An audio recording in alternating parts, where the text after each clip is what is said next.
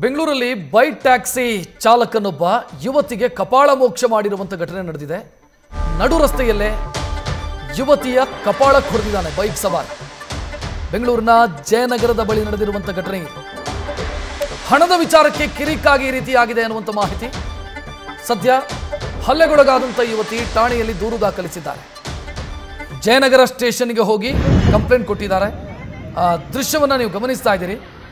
Bike ಟ್ಯಾಕ್ಸಿಯ ಚಾಲಕ ಯುವತಿಯೊಬ್ಬರಿಗೆ ಕಪಾಳ ಮೋಕ್ಷ ಮಾಡಿರುವಂಥ ಘಟನೆ, ಅದರ ವಿಡಿಯೋ ಸರಿಯಾಗಿದೆ.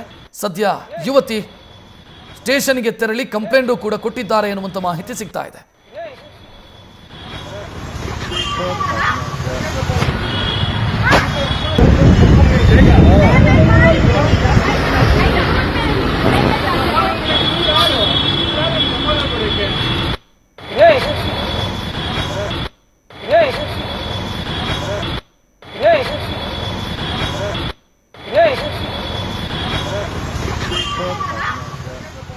ನಮ್ಮ ಪ್ರತಿನಿಧಿ ಸತ್ತಾರ್ ಆ ಯುವತಿಯನ್ನು ಮಾತನಾಡಿಸಿದ್ದಾರೆ, ನೋಡೋಣ.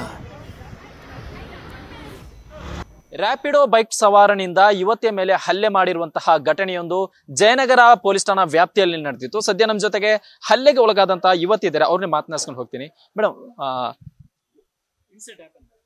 Incident has happened on Friday, so I started from here before 10.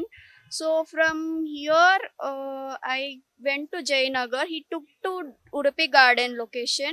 He was not following phone, not location, anything. He was not contacting to his anyone, customer, agent, nothing.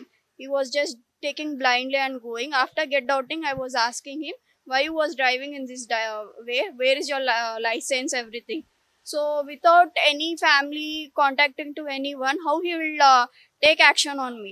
So as my self-defense, I have bit him. He also raised on me. I fell down. Then I got up and I bit him.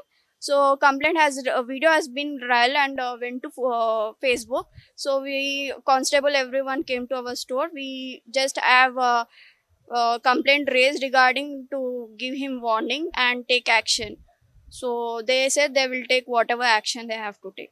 This has been money. I after beating, I took the action and did the payment. Everything has been done. Yeah, nothing he demanded. Only what the right amount is. Thank you. ಇವಿಷ್ಟು ಹಲ್ಲೆಗೊಳಗಾದಂತಹ ಶ್ರೇಯ ಅವರ ಮಾತು. Camera person Siddappa ಜೊತೆ Sattar, news first Bengaluru. News first ನಿರ್ಭೀತಿಯಿಂದ ನಿಮ್ಮ ಪರವಾಗಿ.